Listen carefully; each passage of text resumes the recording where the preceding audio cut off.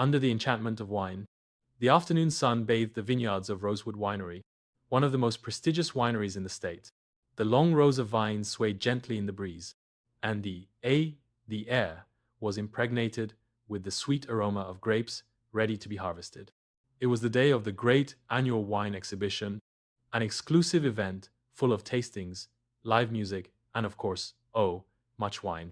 For Melody Harper, that was a unique opportunity.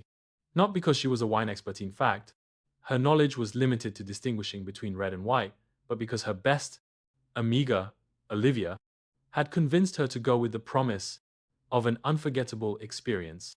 Listen to me, Olivia had said to her while they were getting ready in the nearby hotel. This event is the place to meet interesting people. Businessmen, winemakers, wealthy people, and with luck, some gallant who will make you forget your ex. Melody had rolled her eyes. I don't need a man to be F. Ellis. And who said it's to be happy? It's just for, Fune insisted Olivia with a mischievous smile. So, after much debate and several glasses of wine beforehand in the hotel room, Melody accepted the invitation. A wine tasting encounter. The event was at its peak.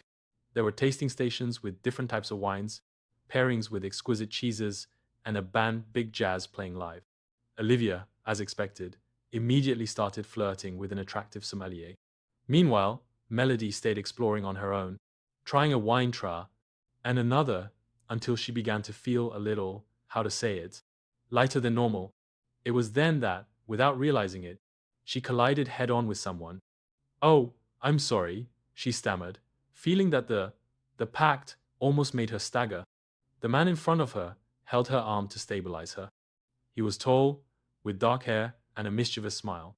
His rolled-up white shirt gave him a carefree air, but elegant. "Don't worry," replied. "Although, by the way you sway, I think someone has enjoyed the wine tasting a little too much." Melody frowned. "I'm not drunk, just evaluating the quality of the product." "Of course," he replied, amused. "And what is your verdict?" Melody raised her half-empty glass.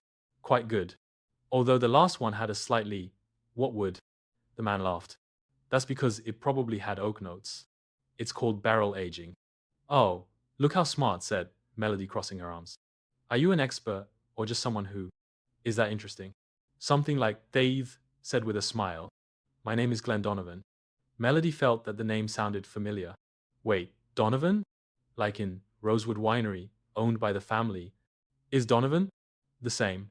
I am the owner's son." Melody choked on her wine. "Oh, please tell me I didn't insult one of your wines." Glen laughed. "It depends. Which one had a taste of made rare?" Melody was silent, thinking about her options. I don't remember. Maybe it was another vineyard." She lied blatantly. Glen looked at her with feigned suspicion. "Interesting. So, YT, does the cup have my label?" Melody cursed internally. Okay, I admit it. But, to be fair, my palate isn't that trained. Do you have any wine that would make a novice like me fall in love with Sabor?" Glen smiled sideways. "I think I have just what you need." A very peculiar tasting. Glen took Melody to one of the private sections of the winery, where the most exclusive wines were kept data. "I'm going to do a test," he said, serving 2 glasses. "I want you to take a sip and tell me what you feel." Melody obeyed, taking a small sip. Okay, I like this one better. It's more froth, udal, less wood. Because it is a young wine, without barrel aging," explained Glen. "Now try this other one." Melody did so, but suddenly her face changed and she frowned. "Wait, this is the same wine." Glen burst out laughing. "I caught you. See that your palate isn't so bad after all." Melody looked at him, amused and offended. "I can't believe you did that." "Only that I'm going to test your reaction," said Glen, shrugging. "But I admit, I have fun watching you try to decipher flavors."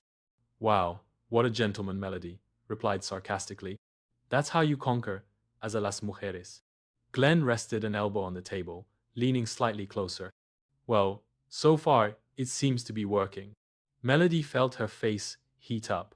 Although perhaps it was just the wine, the end of a velada, or the beginning of something more. The night continued with more conversations, laughter, and the occasional joke from Glen about the most authentic tasting of the event. When the jazz band began to play with a more lively melody, Glen invited her to dance. I warn you that I'm not a great dancer, said Melody. Well, you're not a wine expert either, and you still tried, he replied. And with that, he took her hand and led her to the dance floor. Melody didn't know if it was the wine, the music, or the way Glen looked at her with that mixture of amusement and interest. But suddenly, everything seemed to fit. While dancing, he felt that perhaps Olivia was right. Sometimes, a glass of wine and the right company could make a night truly unforgettable. And perhaps, just perhaps, this would be the beginning of something more than a simple tasting. End